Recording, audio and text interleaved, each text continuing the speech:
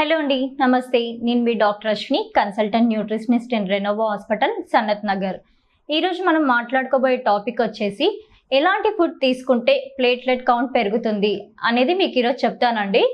ఈ సీజన్లో చూసుకుంటే చాలామంది వైరల్ ఫీవర్స్తో సఫర్ అవుతూ ఉన్నారు అండ్ ప్లేట్లెట్ కౌంట్ పడిపోతుందని చెప్పేసి చాలామంది హాస్పిటలైజ్ అవుతూ ఉన్నారు కదా.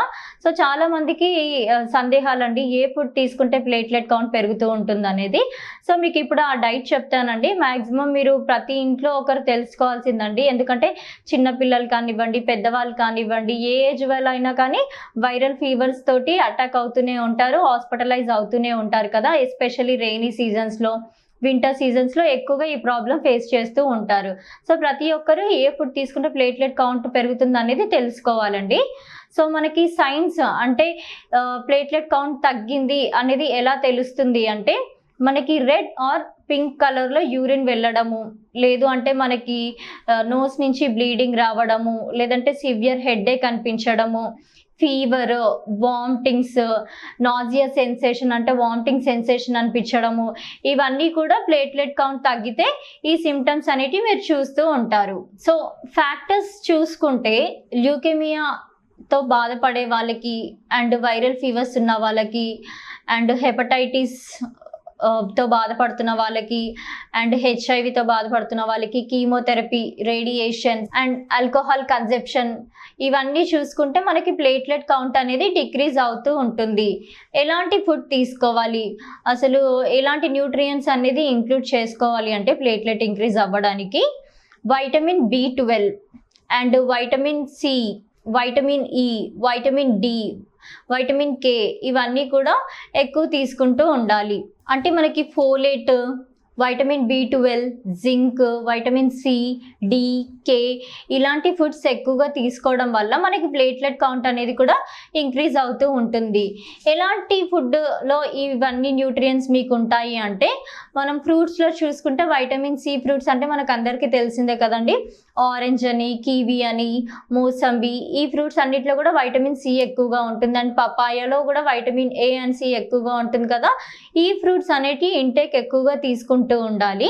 అండ్ పపాయ లీఫ్ ఉంటుంది కదండి, ఆ లీఫ్ని జ్యూస్ లాగా ప్రిపేర్ చేసి అందులో కొంచెం హనీ యాడ్ చేసేసి ఇంక్లూడ్ చేసుకోవడం వల్ల కూడా ప్లేట్లెట్ కౌంట్ చాలా బాగా ఇంక్రీజ్ అవుతుందండి. అట్లీస్ట్ మీకు ఫీవర్ ఉన్నప్పుడు 3 to 4 days వరకు ఇది రెగ్యులర్గా ఇంక్లూడ్ చేసుకుంటూ ఉండండి. Papaya leaf extracted juice. B9 or folate food ఎక్కువ తీసుకోవడం వల్ల కూడా మీకు ప్లేట్లెట్ కౌంట్ అనేది ఇంక్రీజ్ అవుతూ ఉంటుంది అండ్ బ్లడ్ కౌంట్ అనేది కూడా ఇంక్రీజ్ అవుతుంది. ఎందులో ఉంటుందంటే మీకు స్పినాచ్ అంటే పాలకూరలో, ఆరెంజ్లో, బీన్స్లో కూడా ఎక్కువగా ఉంటుందండి. సో ఇవి ఎక్కువగా ఇంక్లూడ్ చేసుకుంటా ఉండండి అలాంటి టైంలో. చెప్పాను కదండి మీకు, పపాయ లీఫ్ని ఎక్స్ట్రాక్ట్ చేసిన juice and pomegranates, pumpkin, beetroot juice, carrot juice, vitamin C rich foods అంటే orange, kiwi, mosambi and raisins అంటే కిస్మిస్, ఇలాంటి ఫుడ్స్ ఎక్కువగా తీసుకోవడం వల్ల కూడా మనకి ప్లేట్లెట్ కౌంట్ అనేది చాలా బాగా ఇంక్రీజ్ అవుతూ ఉంటుంది. సో ఎక్కువగా ఆకుకూరలు తీసుకోండి, ఎక్కువగా వైటమిన్ C ఫుడ్స్ తీసుకోండి అండ్ ఫ్రూట్స్ ఎక్కువగా ఇంక్లూడ్ చేసుకుంటూ ఉండండి. బాడీ హైడ్రేట్ చేసుకుంటూ ఉండాలి. And coconut water, fruit juices, A fruit juice అయినా ఇంక్లూడ్ చేసుకోవచ్చు. అంటిల్ అన్లెస్ డయాబెటిక్ లేకపోతే ఏ జ్యూసెస్ అయినా ఇంక్లూడ్ చేసుకోవచ్చు అండి. అండ్ ఆల్కహాల్ కన్జంప్షన్ తీసుకోకూడదు అలాంటి టైంలో. ఎక్కువగా బాడీ హైడ్రేట్ చేస్తూ ఉండాలి.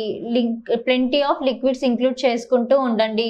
Spicy foods, oily food, జంక్స్ foods అలాంటి మ్యాక్సిమం ఆ టైంలో అవాయిడ్ చేస్తూ ఉండాలి. అండ్ బ్రేక్ఫాస్ట్, ఫార్టిఫైడ్ బ్రేక్ఫాస్ట్ అంటే సీరియల్స్ యాడ్ చేసినవి, ఓట్స్, పోహా, ఇలాంటి అన్ని కూడా బ్రేక్ఫాస్ట్ టైంలో ఎక్కువ తీసుకుంటా ఉండండి.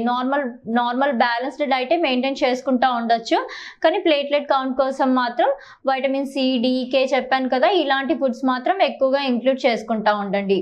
సో ప్లేట్లెట్ కౌంట్ తగ్గంగానే మనకి కొంచెం లైక్ నీరసం అనిపించడము, కొన్ని సిమ్టమ్స్ అలాంటివి ఉన్నప్పుడల్లా మీరు కొంచెం ORS అట్లా ఇంక్లూడ్ చేసుకుంటా ఉండండి.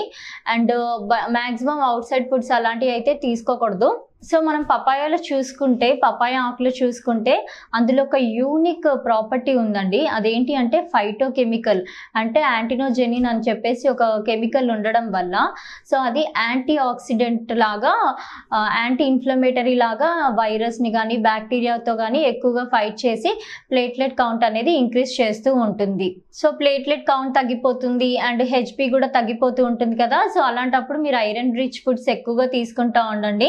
అంటే మీరు డ్రై ఫ్రూట్స్ ఇంక్లూడ్ చేసుకోండి. అటుకులు కానీ, మురమురాలు కానీ, క్యారెట్ జ్యూస్, బీట్రూట్ జ్యూస్, ఖర్జూర్, eggs, oats, milk, dairy products and fish కూడా ఎక్కువగా తీసుకోవడం వల్ల కూడా ప్లేట్లెట్ కౌంట్ ఇంక్రీజ్ అవుతూ ఉంటుంది.